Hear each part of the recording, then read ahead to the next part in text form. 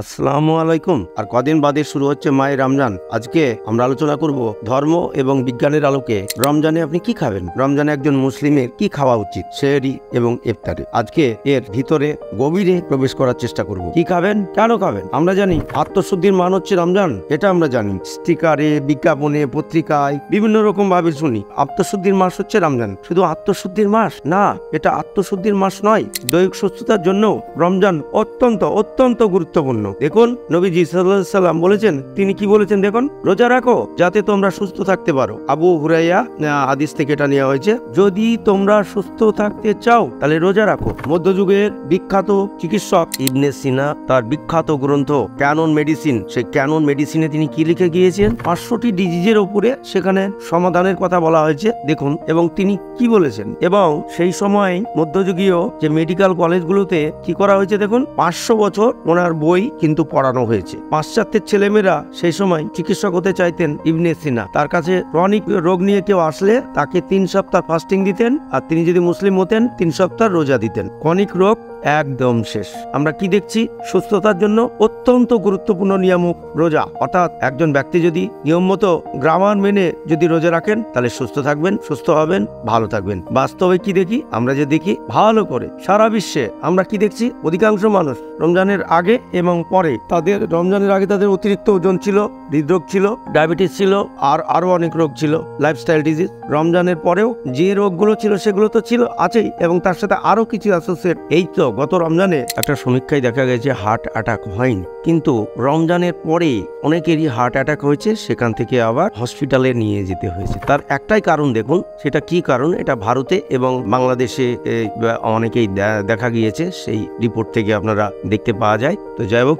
সেটা এখানে শেয়ার করছি দেখুন, এবং কি কারণে হয়েছে সেটা দেখুন। সেই খাবারগুলোর কথা আমি বলছি। রমজান জুড়ে যা খাই, ভুল খাদ্যাভ্যাসে ভরা আমাদের রমজান। যদি দেখি যে আমাদের ক্রয় ক্ষমতা বেড়েছে, ফাস্টফুড শপ, নানান ডিপার্টমেন্টাল স্টোর খাদ্যে ভরা, আমাদের কেনার ক্যাপাসিটি বেড়েছে, যে জিনিসটি কমেছে খাদ্য জ্ঞান। লজ্জাজনক ব্যাপার। আমরা আধুনিকতম মানুষ, নানান পুষ্টি বিজ্ঞান সম্বন্ধে আমরা জানি, আজকে আমরা কি করছে, খাদ্য জ্ঞান ভুলে গেছি। চকচকে মোড়কে আমরা খাবার খাই, যে খাবার না গুলো আমরা কি খাই আপনারা দেখুন, সবাই দেখুন, এই খাবারগুলো আমরা খাই, দেখতেই পাচ্ছেন এগুলো খাবার। এগুলো নবী আমার খেতেন, নবী সাল্লাল্লাহু আলাইহি সাল্লাম খেতেন, তার জীবনে পড়েন, কোন দিন তার জীবনে এই খাদ্যগুলো খেয়েছে আপনি দেখতে পাবেন। খাদ্য সম্বন্ধে মৌলিক জ্ঞান একদমই কমে যাচ্ছে। নবীজি সাল্লাল্লাহু আলাইহি সাল্লাম কি বলেছেন দেখুন, একটা দারুণ তিনি কথা বলে গেছেন, ভরা পেট হচ্ছে সবচেয়ে অনিষ্টকর পাত্র। মেরুদণ্ড সোজা রাখার জন্য কয়েকটি লোকময় যথেষ্ট। তারপরও যদি আমরা খাদ্যের প্রয়োজন হয়, তবে তোমরা পাকস্থলীকে 3 ভাগে ভাগ করো। 1 ভাগ খাবার দিয়ে পরিপূর্ণ করো, 1 ভাগ পানি দিয়ে পরিপূর্ণ করো, আর 1 ভাগ খালি রেখো, যাতে ভালোভাবে দম নিতে পারো। মানে বুঝতেই পারছেন, এটা একটা গুরুত্বপূর্ণ হাদিস, নবী সাহেব এটা আমাদের বলে গেছেন। এবং এই নীতি যদি আমরা অনুসরণ করে চলতে পারি, তাহলে কিন্তু আমাদের যে মডার্ন যে লাইফস্টাইল হচ্ছে, এই মডার্ন লাইফস্টাইল কিন্তু অনেকটাই ধীরে ধীরে কমে যাবে এবং নর্মাল লাইফে আমরা ফিরে আসতে পারি। আমরা ফর্মুলা ফলো করি না, 3 ভাগের 1 ভাগ খাবার দিয়ে পূর্ণ। হাঁসফাঁস করতে আমরা শুরু করি, দম নিতে পারি না। এই যে লাইফস্টাইল ডিজিজ, এই লাইফস্টাইল ডিজিজ, উচ্চ রক্তচাপ, ডায়াবেটিস, ফ্যাটি লিভার, এর মূল কারণ হলো স্টমাকে 3 ভাগে আমরা পরিপূর্ণ করে রাখি। ধর্ম যেমন বলেছে 3 ভাগের 1 ভাগ খাও, 1 ভাগ পানীয়, 1 ভাগ পাকা। বিজ্ঞানও বলছে সুস্থ থাকবে। আজকে বিশ্বজুড়ে এই রোগগুলো এই ভয়ঙ্কর রূপ ধারণ করেছে। নাম্বার 1 ব্রিটিশ জার্নাল, সেখানে কি পাবলিশড হয়েছিল দেখুন, স্থূলতা, ক্ষুধা, জরুরি ভিত্তিতে নিউজটা আমাদের খুব ইম্পর্টেন্ট। দেখুন একটু পড়ি আমি। প্রায় 100 কোটি মানুষ এখন ক্ষুধার্ত এবং 200 কোটি মানুষ ভুল খাবার অতিরিক্ত খাচ্ছে। ফলাফল মহামারীর মতো স্থূলতা, হৃদরোগ এবং ডায়াবেটিস। তার মানে বুঝতেই পাচ্ছেন, এই কোটেশনের মাধ্যমে আমরা বুঝতে পারছি আজকে সারা পৃথিবীতে আমরা কোন জায়গায় আছি। যেভাবে খেলে রমজানের পর আমরা যেন হৃদরোগ, উচ্চ রক্তচাপ, ডায়াবেটিস, স্থূলতা মুক্ত হতে পারি, চমৎকার সুস্থ লাইফ লিড করতে পারি। চলুন আমরা জানার চেষ্টা করি, সেহরিতে আমরা কি খাবো বা কি খাবেন আপনারা। সেহরির কথা মনে হলেই প্রথম জিনিসটা মনে হয় সর্বনাশ, সারাদিন না খেয়ে থাকতে হবে, বেশি করে খাওয়ার প্রবণতা তৈরি হয়। সারাদিন আমরা যতটা কষ্ট, তার থেকে বেশি কষ্ট পায় আমাদের তৃষ্ণায়। লাইফস্টাইল এক্সপার্টরা বলছেন, সারাদিন তৃষ্ণার কষ্ট থেকে মুক্ত পেতে চান, প্রাণবন্ত থাকতে চান, তাহলে সেহরিতে স্বাস্থ্যসম্মত, বিজ্ঞানসম্মত খাবারগুলো যোগ করুন। সেটি হলো কিছু লাল চালের ভাত, কিছু সবজি, কিন্তু মিক্স ভেজিটেবল হলে খুব ভালো। পর্যাপ্ত সবজি নিন।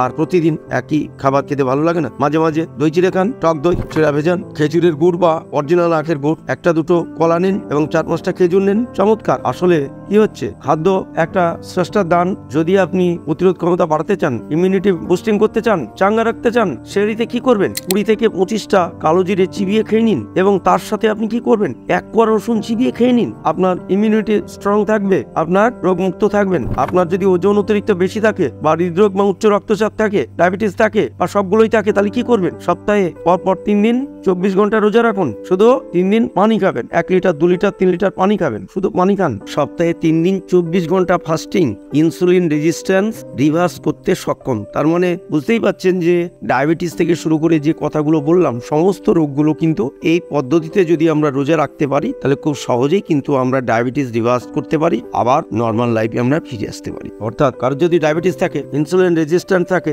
1 মাসে সপ্তাহে 3 দিন থেকে 24 ঘন্টার ফাস্টিং করেন, পরপর 3 দিন, 1 মাসে প্রায় 12 দিন মতো হচ্ছে, এরকম যদি ফাস্টিং যদি করতে পারেন, তাহলে আপনার জীবন থেকে ডায়াবেটিস কিওর হয়ে যাবে, এবং হৃদরোগ, উচ্চ রক্তচাপ, সব ফ্যাটি লিভার ডিজিজ এবং সারা জীবনের হাত থেকে রক্ষা পাবেন। ইফতারে কি খাবেন, আমাদের নবী যেভাবে ইফতার করতেন সেইভাবে যদি ইফতার করেন, ইফতারের সময় খেজুর দিয়ে ইফতার করতে হবে। পাকা একটা খেজুর নিতেন, আর প্রয়োজন মতো পানি নিতেন, পানি দিয়ে তিনি নবী সাহেব ইফতার করতেন। আপনি কি করবেন, তার মতো আপনি 2-3টে খেজুর নিতে পারেন, ভালো করে চিবিয়ে সময় নিয়ে 1-2 গ্লাস পানি আপনি খান এবং সেরে ফেলুন। এটা ইফতার কমপ্লিট করুন। খেজুর ভালো করে খেজুর চিবিয়ে খাবেন। এই খেজুরে কি থাকে, ডাইস্যাকারাইড, সুক্রোজ, কিছুক্ষণের মধ্যেই হজম হয়ে ক্ষুদ্রান্তের মাধ্যমে ফ্রুক্টোজ হয়ে রক্তে প্রবেশ করবে, মুহূর্তের মধ্যে আপনাকে চাঙ্গা করে দেবে। গ্লুকোজ এবং ফ্রুক্টোজ এটি কার্বোহাইড্রেটের বাই প্রোডাক্ট। মনোস্যাকারাইড, গ্লুকোজ এবং ফ্রুক্টোজ এবং রক্তে যাওয়ার সাথে সাথে কিন্তু এনার্জি আপনার বেড়ে যাবে, চনমনে ভাব আপনার হয়ে যাবে। যেহেতু আপনি গ্লুকোজ খাচ্ছেন, ফ্রুক্টোজ খাচ্ছেন, তাহলে কি করবেন, ইফতারে চিনি, গুড়, অন্য কোন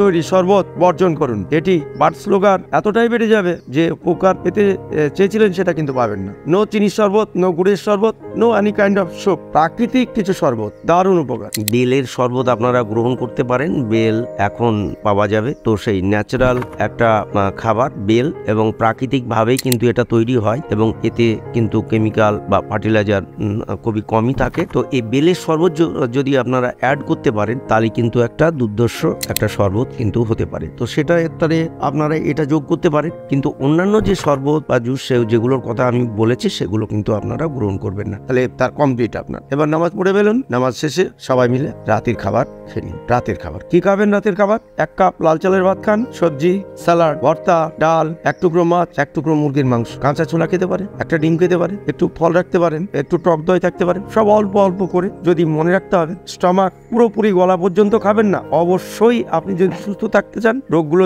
থেকে যদি মুক্ত থাকতে চান, তাহলে অবশ্যই কম পরিমাণে খাবেন। ইফতারে যা যা খাবেন না, দেখুন নবীজি সাল্লাল্লাহু আলাইহি সাল্লাম যে খাবারগুলো খেতেন না সেগুলো খাবেন না। এগুলো হচ্ছে স্ট্যান্ডার্ড। তিনি আমাদের মডেল, প্রত্যেক মুসলিমের মডেল, তিনি মানব সমাজের মডেল। তিনি যেটা ফলো করেছেন সেটাই আমাদের মডেল, দৃষ্টান্ত। তিনি কি মুড়ি, ছোলা, পেঁয়াজু, বেগুনি খেতেন?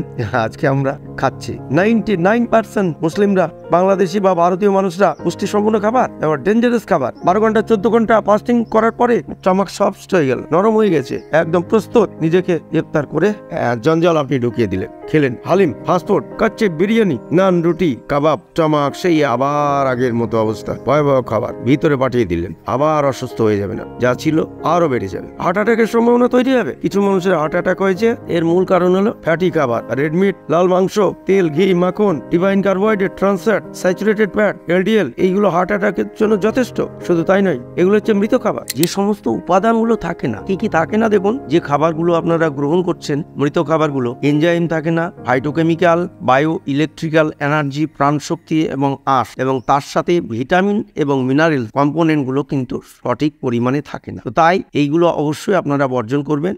রমজানে খাদ্যোৎসব থেকে দূরে থাকি, আত্মশুদ্ধির মাস। রমজান মানে মাত্র আত্মশুদ্ধির মাস। খাদ্যোৎসব থেকে আমাদেরকে দূরে থাকতে হবে। এলাহি কারবার, যেখানে ইফতার পার্টি, সেহরি পার্টি, এগুলো থেকে দূরে থাকুন। সচেতন দাওয়াত কিন্তু চেষ্টা করতে হবে অ্যাভয়েড করার। যদি যেতেই হয়, তার সচেতন থাকতে হবে। ইফতার খাওয়া থেকে আপনাকে বিরত থাকতে হবে। আর যদি না করেন, ডাইরেক্ট হসপিটালে যেতে হবে আপনাকে। আর কি হয়েছে, সেহরি পার্টি, ধর্ম পর্ব পালন করে সবকিছু মেনটেন করে সেহরি করা মেনটেন করা উচিত। হোটেলে গিয়ে সেহরি খাও। সেহরি আমাদের ইসলামের রমজানের একদম যায় না, সেই জন্য আমরা সেহরি পার্টিতে একদম আমরা দূরে থাকবো।